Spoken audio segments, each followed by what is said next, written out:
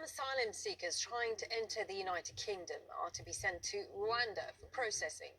UK Prime Minister Boris Johnson has announced it will apply to those who cross the English Channel. It's all part of a $130 million deal that's been criticised by rights groups.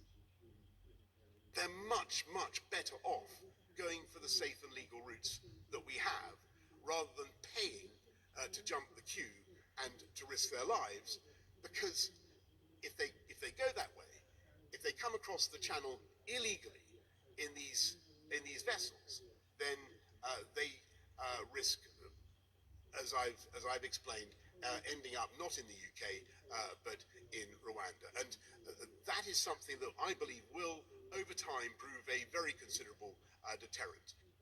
Nadine Barber has more on the deal from London.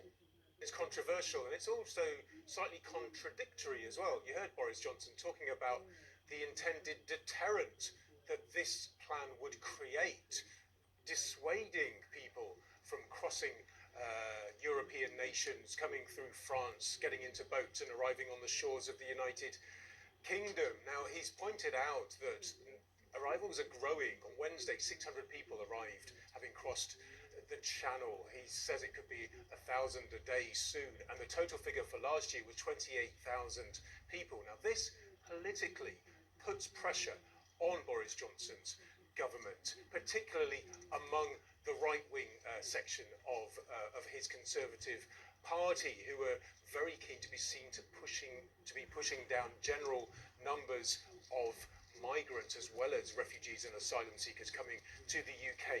So he's talked about a deterrent, but at the same time, in Kigali, the Rwandan capital, on Thursday, his Home Secretary Priti Patel stood next to the Rwandan Foreign Minister announcing this deal, said that people who, under this scheme, would be sent to Rwanda would then be, if they were successful in their asylum claim, allowed to rebuild their lives in a country which had a good history of receiving in refugees and had a booming economy, suggesting that they would thrive.